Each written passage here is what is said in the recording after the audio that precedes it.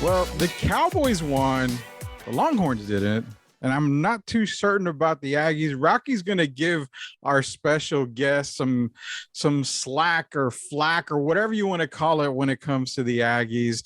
This is Monday night. It's Sweep the League. It's Rudy. It's The Rock. Now, Candice Garcia doesn't have mommy duty. She has family duty tonight. So she's bouncing out tonight. Stats, who brings us Sweeper Keep every single week, he's actually out tonight. Shemai should be joining us in a little bit. Derek Gervin, the D Gervin Big Mo show is coming up on Facebook. He's going to be on that show. So he'll be joining us next week, or actually the following week. But this is Sweep the League. And you know what? I'm not even going to waste time because we are honored to have a very, very special guest tonight.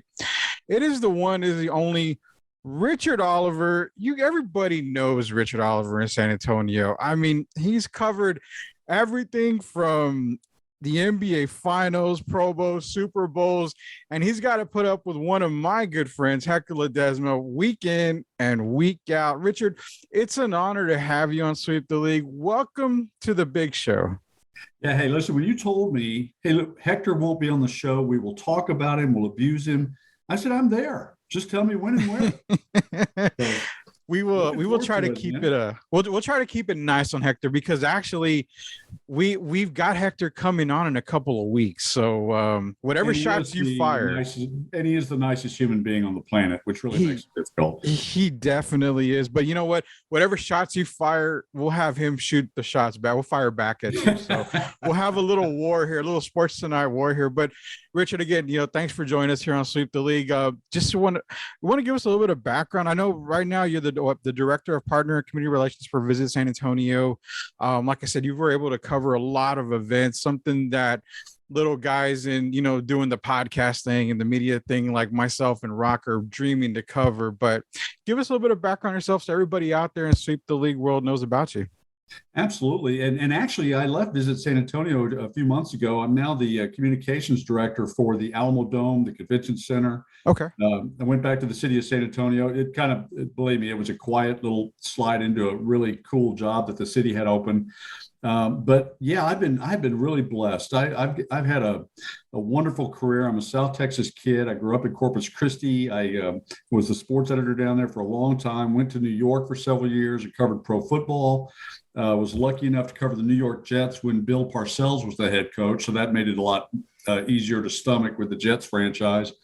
And then I got back here, and I was at the Express News for a good 13, 14 years. And then during a good 12-year stretch of really excellent basketball, I was part of the Spurs broadcast team in the pregame and postgame shows, along with my buddy Andrew Monaco.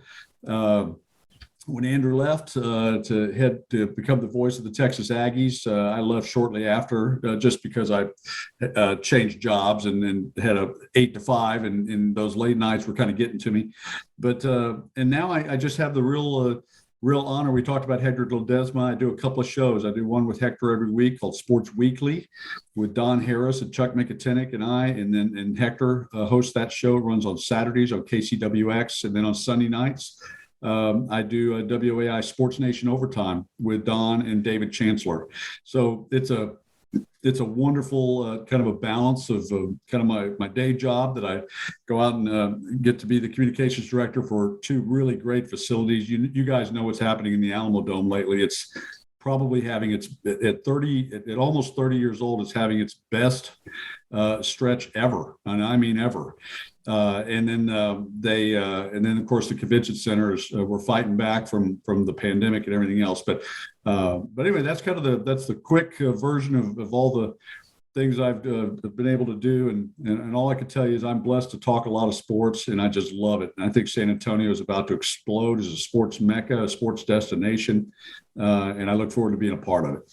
It's going to be huge. It's going to be real huge, especially like you mentioned with the Alamo Dome. I mean, we're talking XFL coming, Hines Ward, head coach. I mean, they're about to take over San Antonio as well.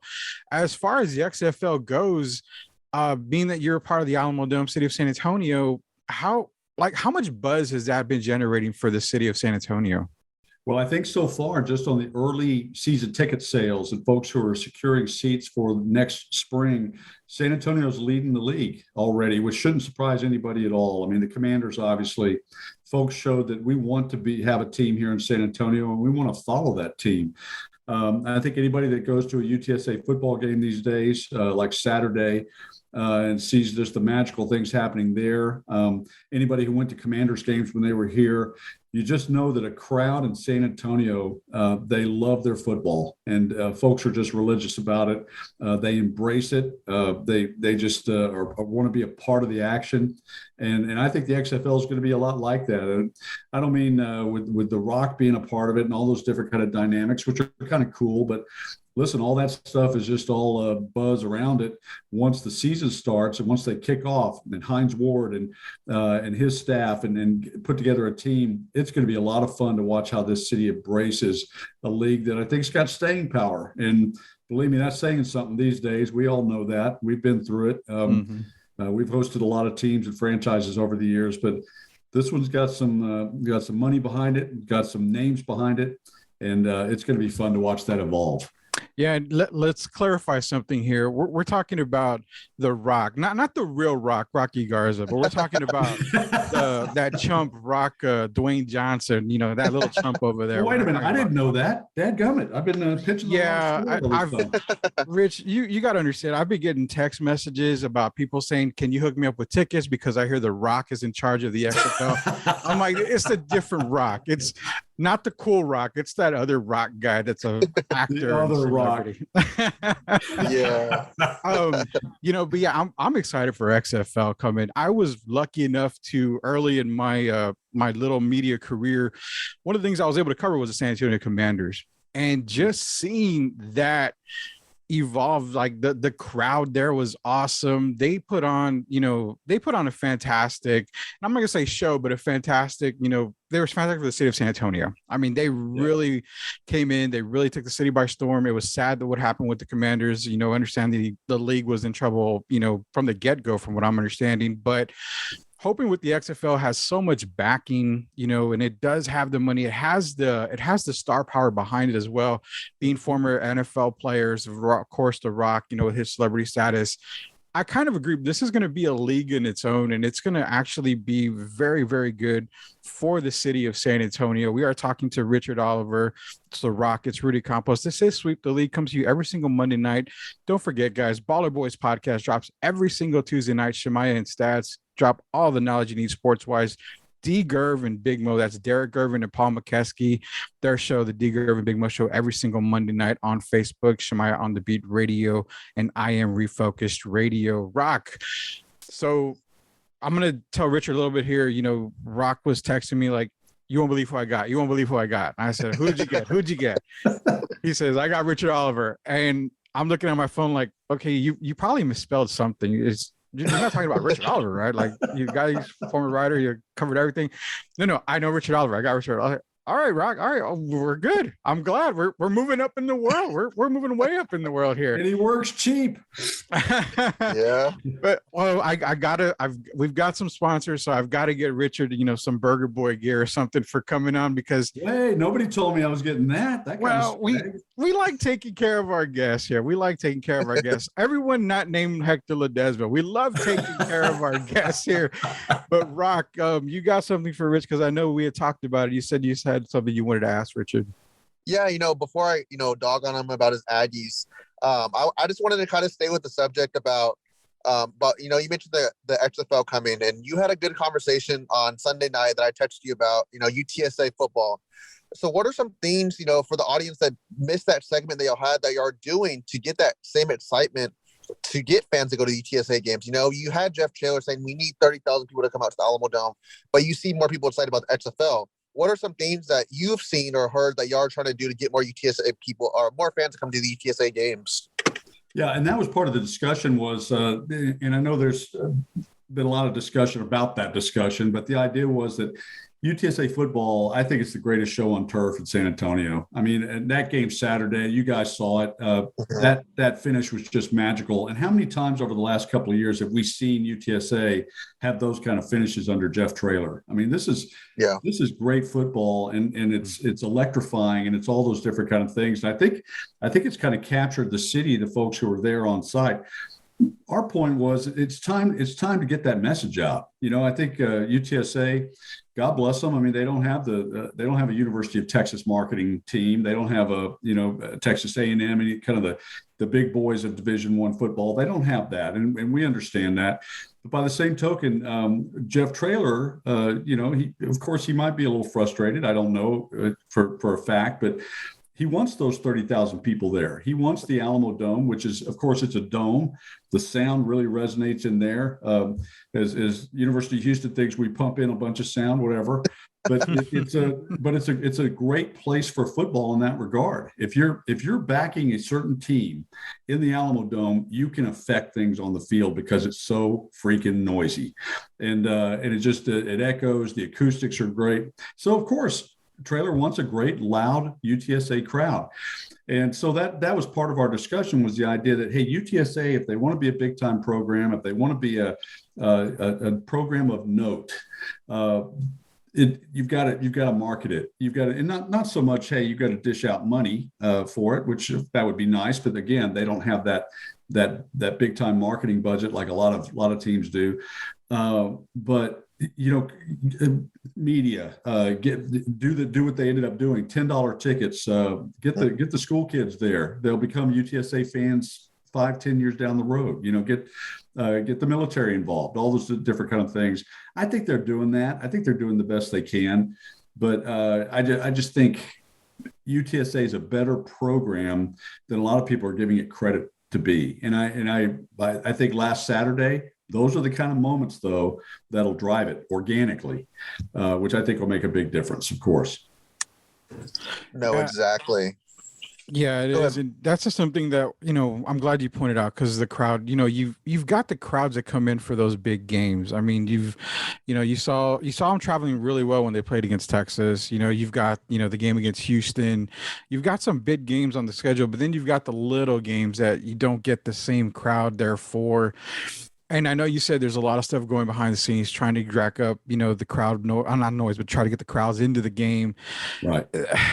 If this is something that kind of, I see it on Twitter a lot, because we all like the Twitter wars, and I just kind of sit back with my popcorn and look at everything that happens. And it's almost a sense of, you can't support UTSA football, then what makes you think you can support XFL football or an NFL team if they ever relocated here? Can that measuring stick ever be sufficient? It's like, if you can't support UTSA football, then we can't support this. I think that the program is fantastic. I love it. I've covered them for a little while, been to the games as a fan and as part of the media, but is that comparing literally, apples and oranges? Because you've got a professional league and then you've got Division I, and it's so far apart that we really can't use that as a measuring stick, if I'm correct. Yeah, no, Rudy, it's so funny you mentioned that. I was going to say it's just not apples to apples, because obviously, like I'm an Aggie. I mean, how many Longhorns do we have in town? Go down your checklist of folks who have graduated from universities over the years.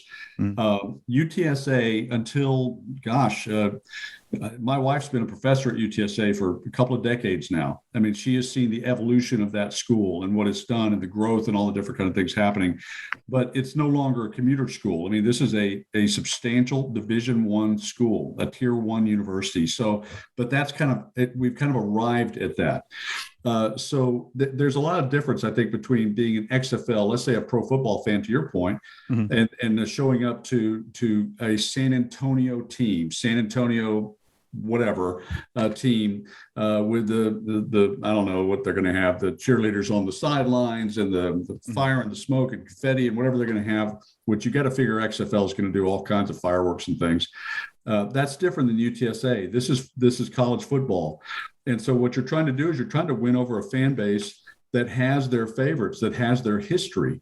It's a lot different. But you know what, boy, dadgummit, I showed up Saturday and I was wearing a UTSA polo. I mean, I I've drunk the Kool-Aid, and maybe it's because I'm sure Rocky's gonna, as Rocky is gonna load in on me here in a second here. Maybe I didn't want to watch that A&M game. Maybe that made maybe I knew that there was something about to happen with that. But I just think that that's the kind of thing that I think you make an excellent point. It's you're winning over a crowd by trying to convince them little by little that there's some civic pride involved and obviously following it. And I'll tell you guys, because I covered it when it first started, when they were playing Little Sisters of the Poor in Minnesota, and anybody that could get into the Alamo Dome to play.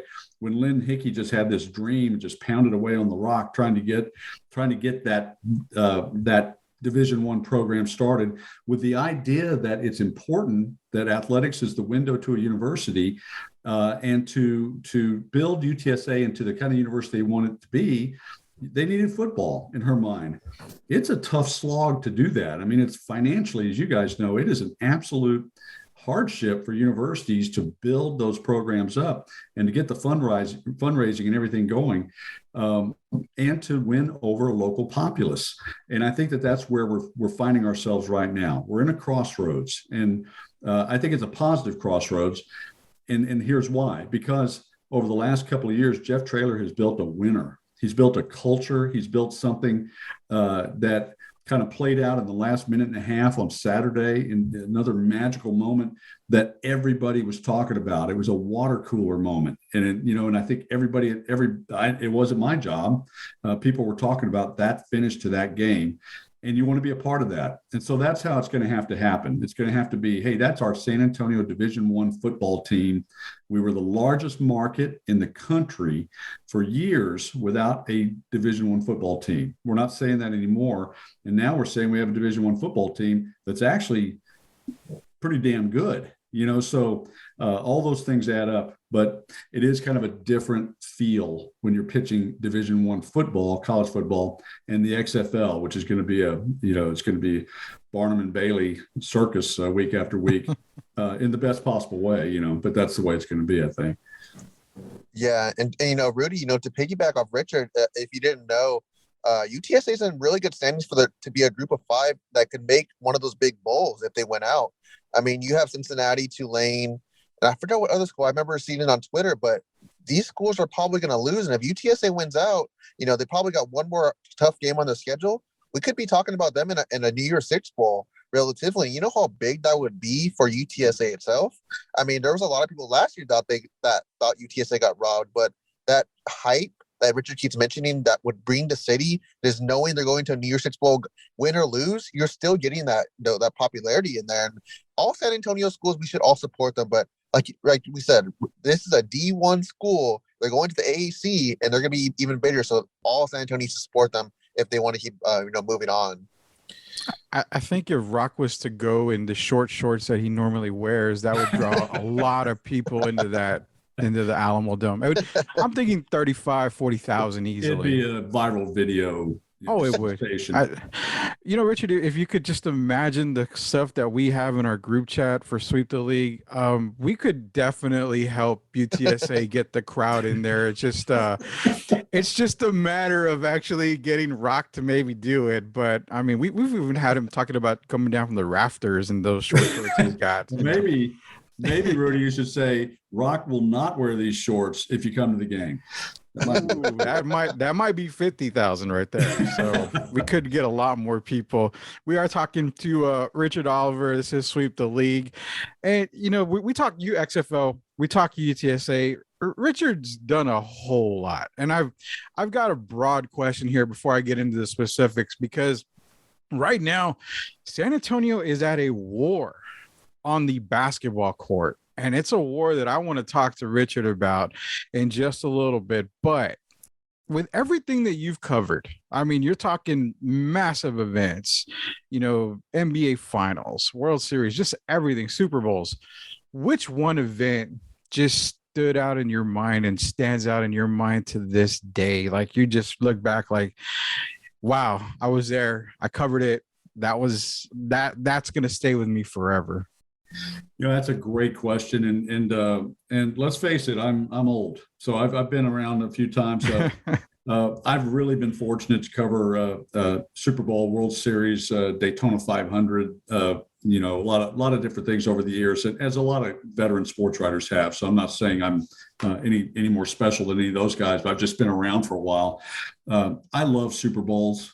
I love it. I love the festivities of it, all the peripheral stuff that happens in and around the game.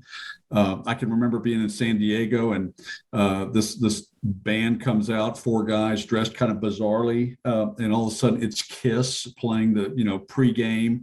They're playing the pregame, not the halftime show, but putting the pregame. Holding my cell phone up, to calling all my buddies, basically saying I'm here and you're not. And I'm listening to the Kiss play. And the Masters, guys, I love golf. I'm not a good golfer.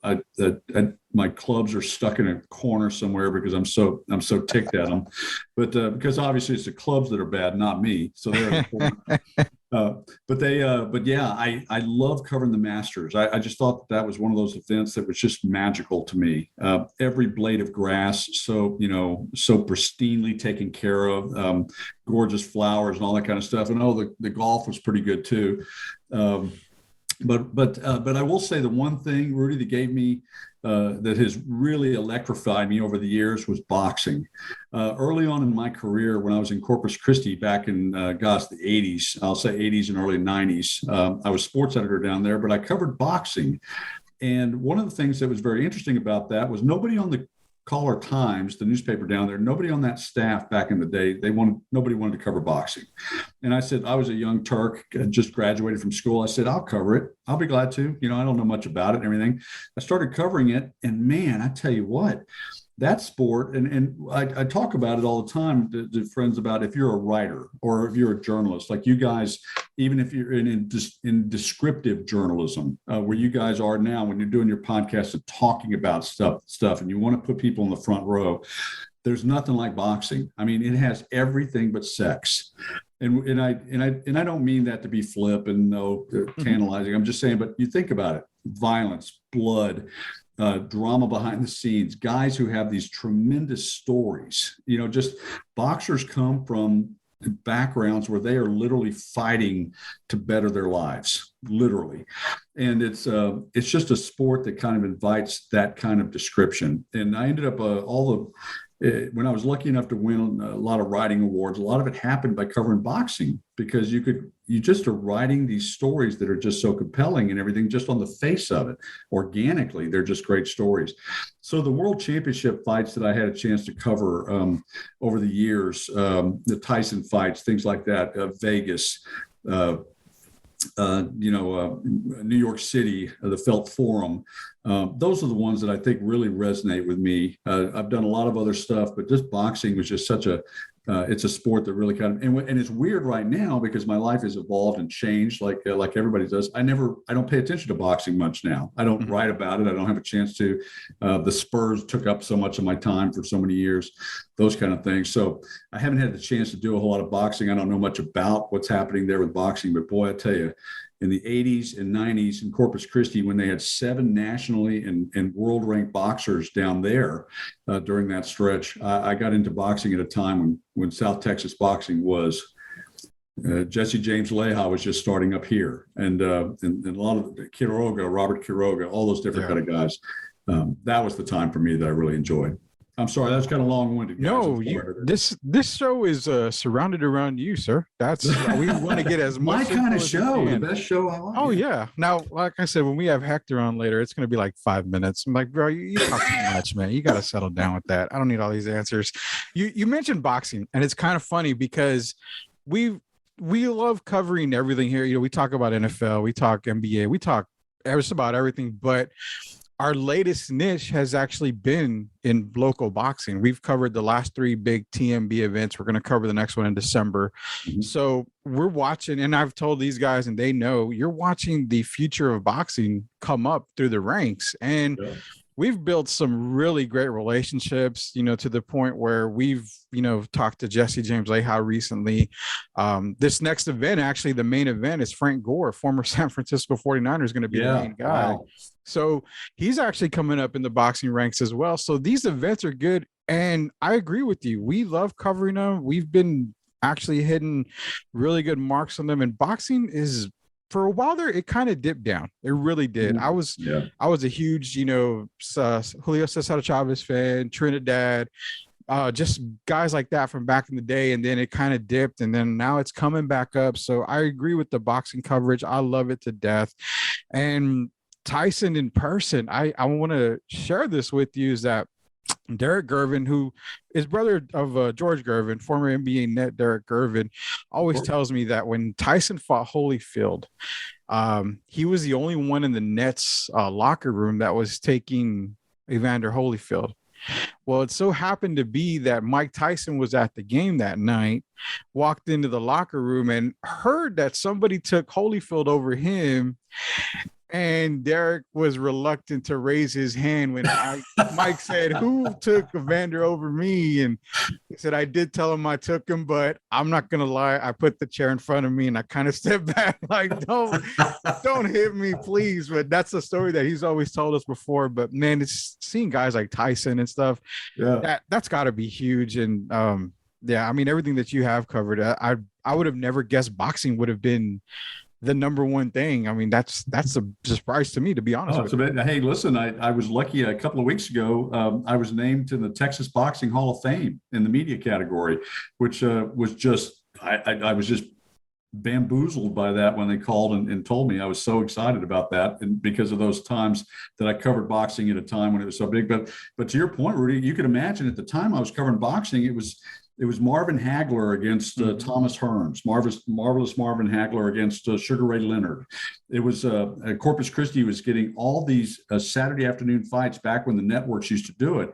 The Olympians from 1984 were in here. Holyfield, Whitaker, go down your Pernell Whitaker. Go down your checklist of guys who fought. Meldrick Taylor. Yeah, they all came and fought in Corpus Christi, including Holyfield early in his career. Tyrell Biggs, so it was a kind of a great time. To your point, things swooned a little bit, obviously, when you got in the late 90s, and now there's different variations of boxing and the fight game that we all keep an eye on with the what's going on with MMA and those kind of things. But that wasn't around back then. But you'd have pay-per-view. Everyone would crowd into Memorial Coliseum in Corpus Christi and pay their $15 or whatever it was to watch it on the big screen.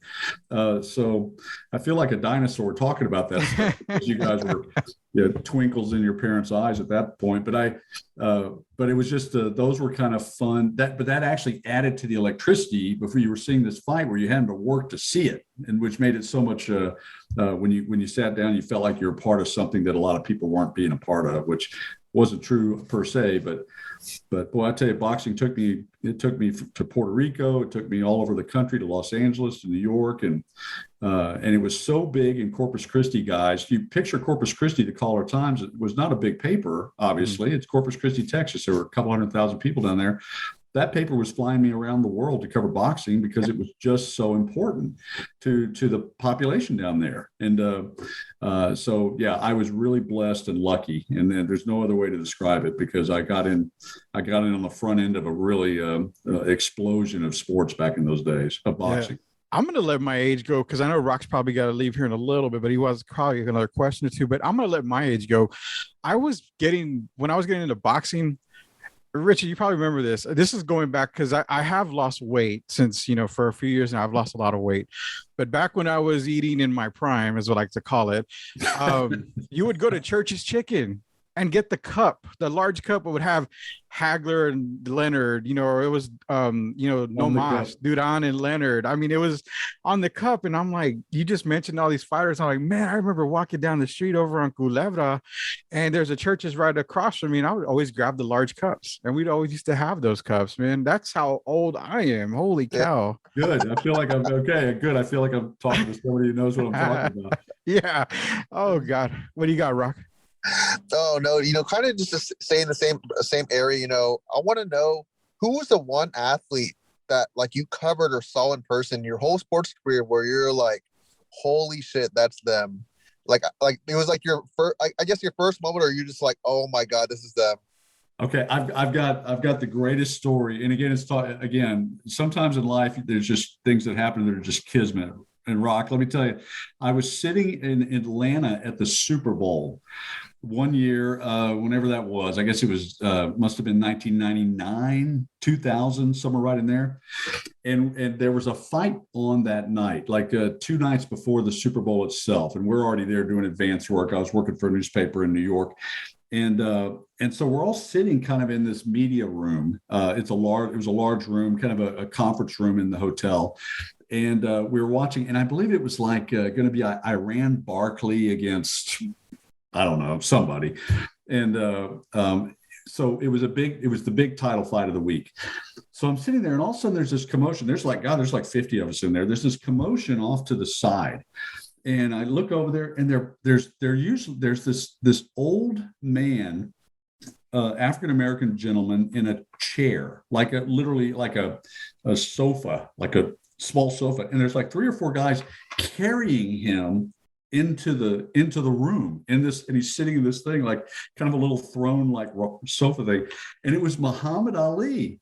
Whoa. And these guys carried him into the hotel and sat him right next to me, almost set the chair down on my hand, it's right there. And so the whole night, so I watched this fight, Iran Barkley and whoever he was fighting, next to Muhammad Ali, and listened to him kind of whispering, because then he was obviously kind of farther along in his this was 2000 or whatever.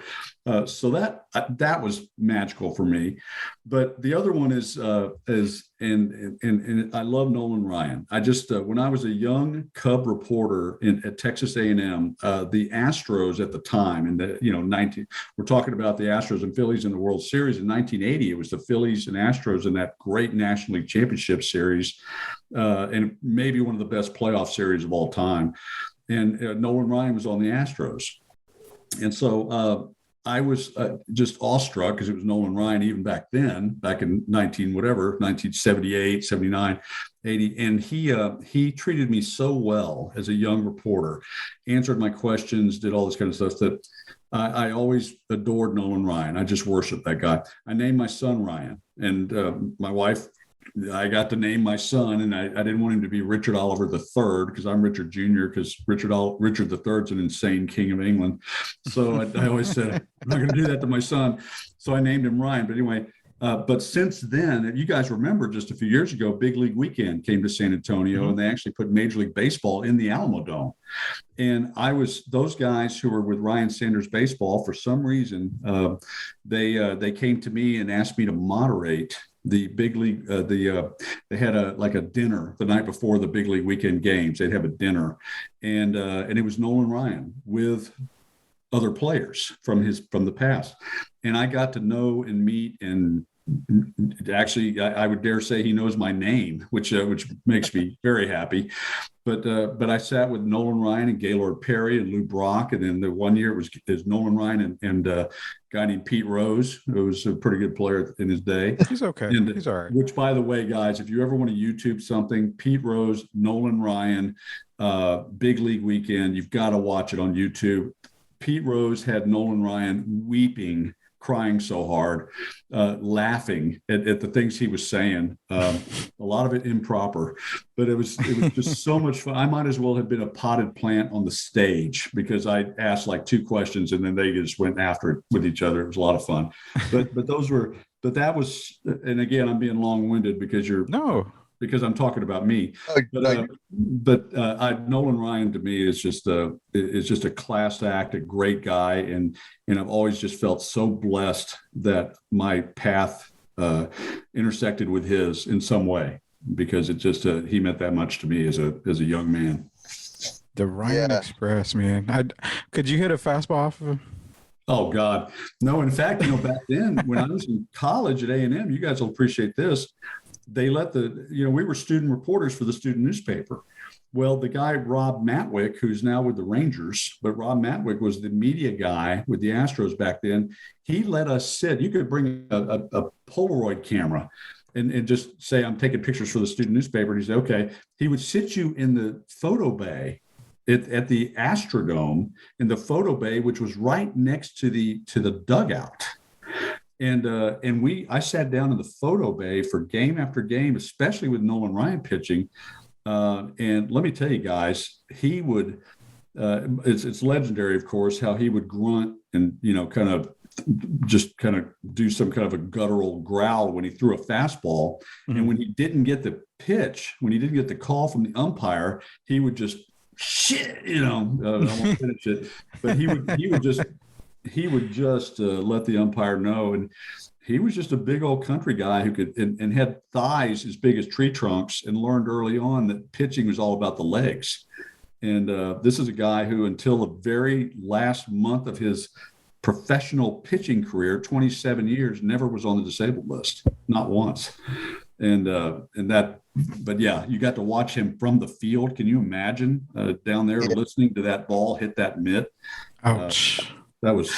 Hey, Rudy, that means, the legs are big tree trunks. That means I can be a pitcher, man. I have big legs.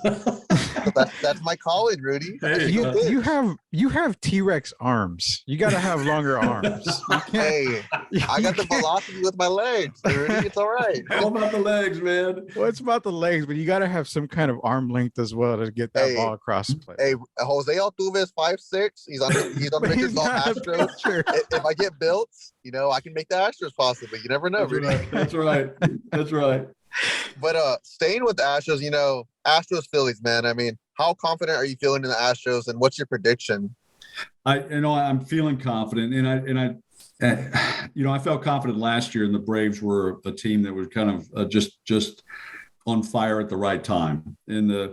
But the Phillies are a wild card team. They've kind of expended a lot of magic to get to where they are. I think everyone recognizes what Bryce Harper's all about, and Kyle Schwarber and all that stuff. They've got some great. They've got Thor on the mound with Noah Syndergaard, and so they've got. They've got their weaponry. But guys, there's something about the Astros. There's a lot of things at work right now. And I've been in that locker room, and you guys probably have too, and been around those guys. They just have a quiet confidence to them. And somebody told me, Philadelphia, that crowd's going to be nuts. And it is. Philadelphia is a special place when it comes to their fans. Mm-hmm. But what have the Astros not heard or endured over the last 3 years since the cheating scandal was exposed? I don't think they're going to be intimidated. They've never been intimidated this whole second half of the season into the playoffs. I don't think there's a team with better defense than those guys. I don't think there's a team, and there's certainly not a team with better pitching. Mm-hmm. And I'll take that pitching all day long. And so I got Astros winning that thing in 5. I could be wrong, but consider all that it would mean. Obviously, validating, winning a championship after 2017, shutting everybody up from the trash can thing. that would do that. And also Dusty Baker. They really want to win it for Baker. It came up, all the affection for him up on the stage after the game. They're chanting his name, all that kind of stuff. Everyone understands what's at stake. Justin Verlander's on a money push. He pitched so well against the Yankees. I think it'll be important to him to show something. Every pitch every strike he throws is another dollar in the bank for him, or $50,000 in the bank. All that kind of stuff. And I don't know about you guys. I just can't imagine in my heart of hearts, Jose Altuve and Kyle Tucker and those guys still slumping through a World Series. I'll be really surprised if we don't see Altuve become a factor again offensively. And Kyle Tucker is just too good a player to be, having the struggles he's having. And I don't know. I don't think I've ever watched a guy with more must-see television than Yordan Alvarez. So it's going to be. I just don't think the Phillies have enough to get them. But I was wrong last year.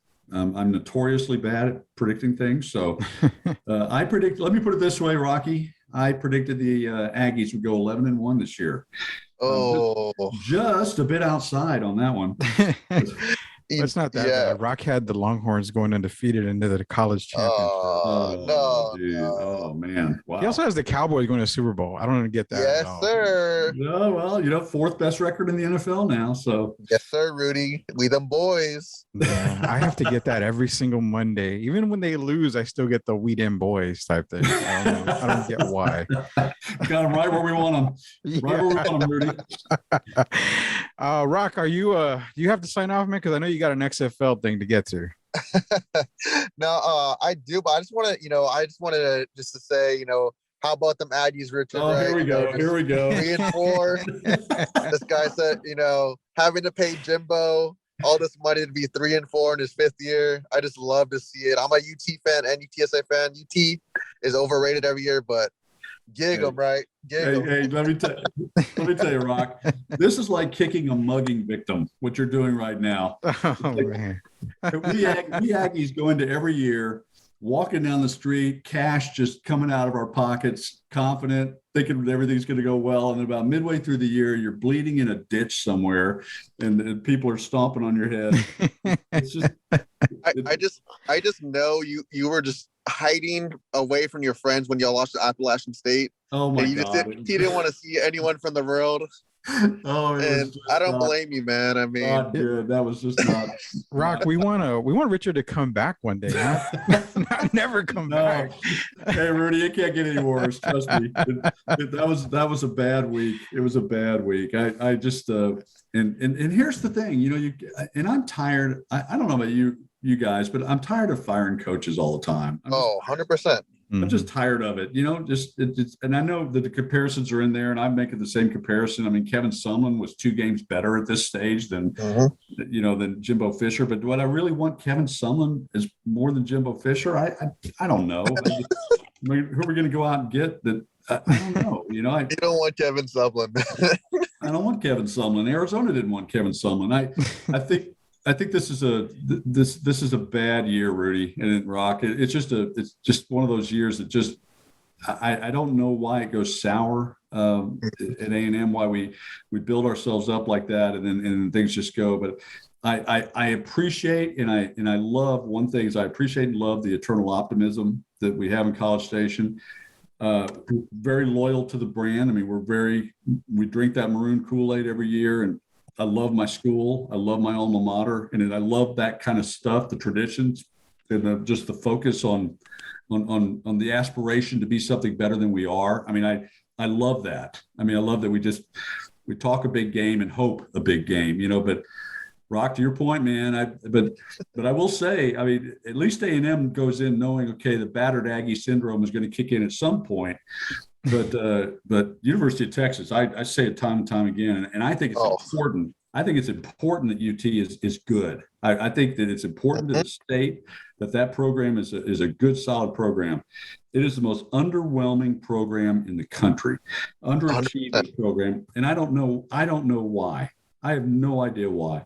You got Quinn Ewers, a 5-star, one of the top quarterbacks on the planet, and you've got more money than Zeus, that I don't know that I don't know if I've ever seen anything like a program like that just can't get it done with all they've got, facilities, money, players, 5 stars, 4 stars, losing to, I don't know, Texas. Preach, Richard. Preach, man.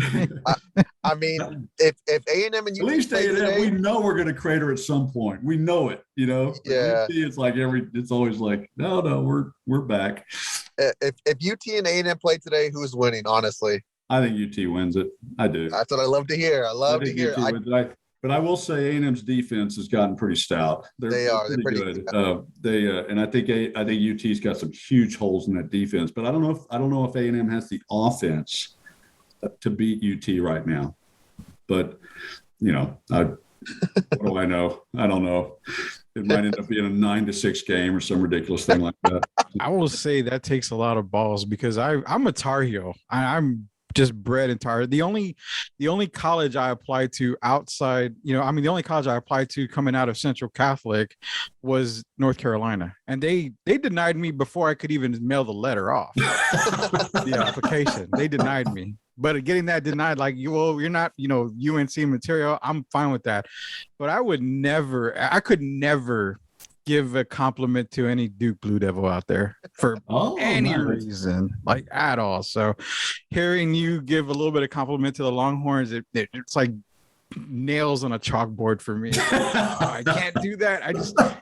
I've compromised my integrity. I know. Rudy, I tell you, I really feel like, I mean, it's important. And I would say that about A&M as well. It's important.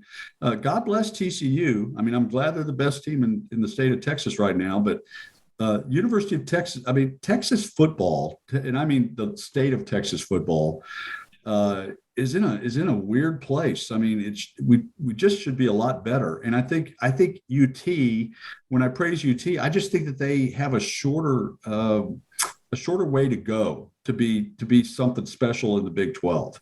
And I think it's special. I mean, I think it's important that UT is a great program. I think it's important to my soul that the Texas A&M is a great program. But I think UT's got the cachet and the caveats and all the different things that play into being just having a resonance from left coast to right coast. If UT's good, the state of Texas gets the kudos for that. That's just how I feel, and I'm probably wrong, and I'm probably going to have all my Aggie buddies throw me out of the university, but. I wouldn't worry too much about it. Well, Rock's got to go take care of Hines Ward in the XFL thing. That's where he's headed off. Yeah, he had to throw the grenade at A&M and then run out the door. Let's see how it goes. Yeah, he doesn't stick around to put out the fire. He just throws the grenade. It leaves me to put out the fire. I appreciate that. Yeah. But it was awesome talking with you, Richard. I hope we have you on again. And for anyone listening, I told Richard it might make him feel old, but I'm gonna tell everyone again. I read the sports section as a kid, and Richard is one of the main reasons why I started writing sports. I would read his articles, and I told him that. And it's just kind of crazy how it came full circle when I met Richard. And I was like, wait, I used to read your articles. And he called me, and I was like, there's no way this is Richard Oliver. I was like, no way, man. And then even when I texted you, I was like, you want to come on? And you're like, yeah. And I was like, how am I talking to Richard Oliver, man? Oh, come on, man. This guy one of the nicest guys ever. But to everyone that doesn't know Richard Oliver, one of the best genuine guys ever, man, knows his sports. Even though I like dogging him about him being an ID, he's a good sport, real sports fanatic. And y'all should listen to his segments, man. I love the guy, man. We need to all hang out and get a beer sometime. Me, you, and Rudy. Well, and yeah, we'll record that one too. That should get really creative after a couple of those. Oh yeah, the talk would be fantastic after a few of those. That's for damn sure right there. Rock, thank you for saying that, man. That's really kind of you. Of course, man. But I'm gonna bounce. I gotta go. Hines Ward's calling me right now. He's giving me the look. Yeah. I told him I'm a cowboy, but I mean, it's all right, man. Hines is a really good guy. He's going to be a great ambassador for this city. And boy, I tell you what, he's preaching the good word about San Antonio everywhere. I love it. Yeah. But I'm going to leave you here with Rudy, man. Y'all have fun. Don't get into too much trouble, man. And I hope you mess with Rudy the whole time, man. All right, Rock. Talk to you later. Thanks, man. Later. All right, that's the Rock. This is Sweep the League. We're talking to Richard Oliver. We're actually in our last segment here. Normally, this is a stats segment where he gives us the sweep or keep, but stats is out tonight. It's just me and Richard for this last segment. So I gotta hit the biggest point that I wanted to hit with you because you covered San Antonio Spurs basketball. Yeah. And before you do, I mean, I heard you talking about heartbreak. No one knows heartbreak like me because I'm an Atlanta Falcons fan, and I've been an Atlanta Falcons fan forever. And people always they give me the exact same expression you did. Like, wow, really? I don't think I've ever met a Falcons fan. Well, I am the first for you, sir. And I'm going to tell you why. My dad was a Tommy Nobis fan. Yeah. So we went to Thomas Jefferson. My dad went to Fox Tech, but I had family that went to Jefferson and, grew up watching Nobis. So Mr. Falcon himself, who's not in the Hall of Fame, which is a damn shame. I still say he deserves to be in the Hall of Fame. Absolutely. One day he'll get in. But that's the reason why I'm a Falcon fan, because Tommy Nobis grew up with the guys like Sean Jefferson, Jeff George, all these teams, Man in Black, Dan Reeves saves the first Super Bowl. I mean, I know heartbreak. So nobody has ever felt heartbreak like I have, especially when you're up 28-3 in a Super Bowl. And I wasn't going to bring that up, my friend. I was not even going to bring it up. I bring it up all the time because if I don't, somebody will. And that's why I always bring that up. But yeah, no, that's a little bit of history on the heartbreaks that I've endured. But speaking of heartbreaks, this Spurs season, it started with heartbreaks, with meltdowns, DeJounte gone, then you lose Chip England. It's like this season should have been, it should have been just garbage. Let's just flat out call it garbage. When I've been on other podcasts with other guys, Locked On Spurs podcast, other Spurs podcasts that I've been on, I've said the same thing and I've echoed it. This is going to be a tough season. I didn't peg them for more than 22, 23 wins just by what I saw. And it wasn't a knock on the players. It's just talent always overcomes everything. And I didn't see the talent quite on this team, but 3 games into the season, sitting 2-1 and I've talked to Derek Gervin about this many times, and he kind of says it in a way that, teams are overlooking this Spurs team. They're a lot better than what people are giving them credit for. And I just want to get your thoughts on that as far as this Spurs teams go. Is this something that is going to continue at the beginning of the year? Because their first 20 games is brutal. I mean, you were talking a horrible schedule for them. I pegged them at 2-18, so they got to lose the next 17 in a row for me to get anywhere near that. But this Spurs team, for you, expectation-wise, how are you feeling about that going into this season? Well, I'm with you. I really feel like the Spurs are not going to be a factor. I think everybody knows that. It's a little bit of fool's gold to beat the Pacers and 76ers as those two teams exist today. Mm-hmm. It's early and there's some injuries. There's some different things happening. There's certainly an evolution taking place in Philadelphia. Joel Embiid, not the player he's going to be. All those different kind of things that play into that thing. But to your point, I think the Spurs, as young as they are, they're going to be gritty. They're going to be one of those teams that gives teams problems on particular nights. But to your point about the schedule, I mean, obviously they got that weird schedule with the 3 games against the Timberwolves coming up here in the next couple of weeks, or actually next week and a half. You got Chicago, you've got the Clippers, you've got some folks on that schedule that are going to cause all kinds of ruckus for the Spurs, and it's going to be hard because there's still some growing pains going on. I feel like, and you kind of saw that in the Pacers game, didn't we? When the Spurs were up by 20 something, and then they just had to hang on by their lives at the end to win that ball game, and hope that Jakob Poeltl and the Hacker-Poeltl hit some free throws. I feel like the Spurs are not going to win more than 23 games. I'd be surprised. And my son and I are season ticket holders, and we've kind of steeled ourselves to the idea that we're going to be going to watch development. Yeah. We're going to go and watch these guys try to become a better team in the long run, and try to identify in ball games those moments that kind of give you hope for the future. But you know what? I think Derek Gervin's correct. I think Dee's correct in that they have the talent. They've got the young legs that can win on back-to-back nights like we saw the other night. They've got the kind of when Devin Vassell is actually hitting shots like he has the last 2.5 quarters, three quarters that he's played. I think the Spurs could be a pesky team, and I don't think that they're going to get blown out every night like they were in the opener against the Hornets. But I really feel like the Spurs, and it's just weird to be talking about this, but how much do they want to win? How much they're going to let the season play out the way it will, but I don't. It's this weird dichotomy of want the Spurs to win, but don't want the Spurs to win because you want them to have the opportunity to get Wembanyama and to do something really special as we move forward by having the next great name on the court for you. Mm-hmm. So I like this team. I think they're a likable team. I really like the players, but I agree with Pop, and I think Rudy, you would say the same thing. You've got to have 2 or 3 superstars to win anything. You've just got to in this league. Just ask the Lakers who can. they have 2 or 3 what used to be superstars. They just don't have it going right now. But I don't think the Spurs have that. But man, I look at Vassell and I say this guy could be something special. I look at Keldon Johnson and say this is going to be Keldon's the Sean Elliott of your team in the long run. There's guys who you could look at and identify and say they're going to be factors in the long run, but it's all in the long run. I just don't see it in the short run.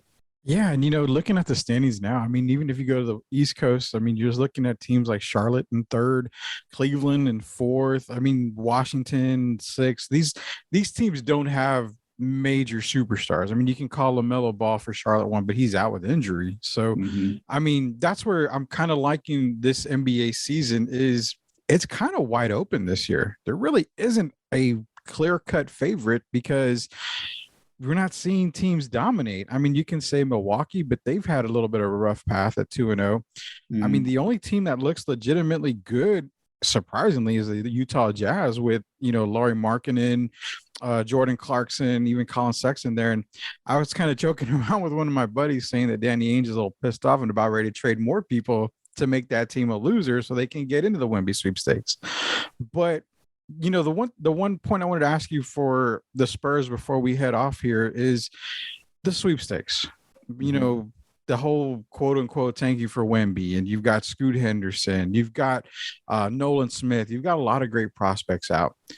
In today's game, it's not like when you were covering it a long time, and when I was growing up, and you've had David Robinson and you've had all those guys where you had commitment.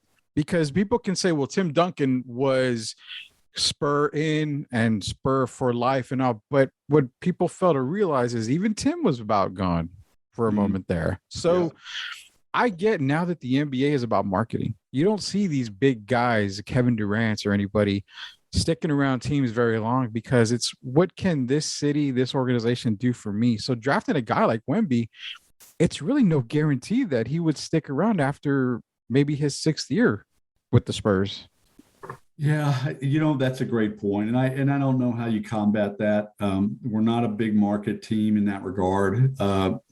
Maybe with the growth of the Austin market, and I'm not throwing any menace out there regarding Austin because I don't think that there's a whisper of a chance that ever happens. But I'm just saying, just to you strengthen and broaden your market footprint. Maybe you become a little bit different. And Austin has become a little more of a showcase, even on the movie side of things, just the entertainment side of things. Mm-hmm. But you make a great point, and it's interesting. And Don Harris and I talk about this a lot. The idea that the NBA is controlled a lot by the agents these days. Yeah. These guys all know each other. Their agents kind of move. They're the guys behind the curtain with pulling the strings. All those different kind of things are happening. So the Spurs are in a really weird spot. And doesn't it just kind of push home to all of us how special that stretch was that we had for 20-something years of 50-win seasons. And to your point, to have Tony, Tim, and Manu, and even Kawhi for a year or two, and we had just the future in our hands, we thought. But we just had these great players. And Sean Elliott talks about it, that when he talks to other players around the league or guys, he always says, you will love San Antonio. You'll love San Antonio because if it's your nature, you could go to a restaurant and sit down and eat, and no one's going to bug you. Mm-hmm. Everyone treats you like family here. It's just a culture here that even the celebrity players and those kind of stuff, we don't go. We just look over there and say, man, that guy's in my living room every night. I love him, and I think that that's the kind of thing you've got to get someone who kind of buys into that culture. But that said, we also have there's going to be those players out there that we got to hope we get that want to win, that want to be a part of something special, that want to be in a system that has done some magical things, and there are those guys out there. I don't know if Wemby's one of them. I don't know if Scoot Henderson's one of them, but I know that I do have faith that the Spurs scout that. And part of the scouting is this guy's got tremendous talent, but is he a good fit for San Antonio, Texas? Will he be good in the community? Will he do all the different things we need him to do to be a Spur? And that's what we love about the Spurs, and that's what we hope for when we follow this team. And I've got faith. I really do. I've got faith that there are those players out there that say, I want to be a part of that. Not only a part of that kind of a system and that kind of a team, but I want to be a part of that community that loves the team and really just down to their very souls. And so, believe me, I'm a Pollyanna about that stuff, Rudy. But that's how I believe, and I think those guys are out there. Well, one thing for sure is that You are the man in the community for San Antonio, Texas. So we don't need Wimby or Scoot. We've got Richard Oliver. Richard, we really appreciate you taking time with us here. We definitely would love to have you back on another day. Like I said, we're gonna get Hector on. So I told you I'd give you a little bit of tidbit of Hector. Um, I don't really. I can't really go with sports wise because he played sports, he played football, he played basketball. I don't really remember how good he was because I failed in my classes, so I couldn't play sports. I was one of those guys who loved sports but didn't like the classroom. Yeah. But overall, I mean, he's a great guy. I mean, like you mentioned, one of the nicest guys. He's always trying to help. He's texting me, if you ever need anything, you let me know. I'm like, well, I'd love to have the camera in front of me one day. I can tie a tie now, so I can definitely get behind the camera. Yeah, let's do this. But no, man, I really do appreciate you coming on Sweep the League. We'd love to have you back because you've got so many more stories. And me personally, I've been lucky enough to interview, Sean Elliott, Joy Taylor. I've been lucky to do a lot of people. And I will say this is definitely one of the best interviews that I've ever done. I've thoroughly enjoyed it. I love interviewing local people because they get where I'm coming from. I make the Burger Boy reference or I make the Handy Andy reference, and it's like, I know what you're talking about. So I definitely love it. I appreciate you coming on, Richard. If you want to let everybody know where they can get a hold of you social media wise or anything. Yeah, absolutely. Let's follow me on Twitter, Richard C. Oliver. Richard C. Oliver. Some numbskull took Richard Oliver before I could get to it, so had to put my middle initial in there. Facebook, Richard C. Oliver. I'd love to hear from folks. I just it's a real passion, and I love San Antonio. I think the sports fans here are the most savvy, smart sports fans. And they love their sports and they're passionate about it. So, and man, I'm just happy to be on with you. I've Sweep the League is one of those things that I've heard about it. I've read about it. I've listened to it. And the fact that I could get on here and talk some sports with you guys just made my week. So I really appreciate it, man. Thank you. I really appreciate you saying that. And we would love, like I said, love to have you back again for sure to talk more sports. And maybe we'll get the duo of you and Hector at the same time. And we'll just kind of sit back like the old Ali Foreman fight and let y'all duke it out on air one night. But Ali Foreman, okay. I'll tell him that. He'll get a kick out of that. I have to figure out which one's which. Yeah, that or what? Central Catholic Holy Cross. He would probably understand that one a little bit more like that. Exactly. But Richard, appreciate you coming on. So for Rocky Garza, who had to dip because Hines Ward was bothering him, and I'm going to talk to Hines about that. For Candace Avila Garcia, for Derek Irvin, Shemaya on the beats, for Stats himself, Rudy Campos. So we sweep the league again next Monday. We will see you soon.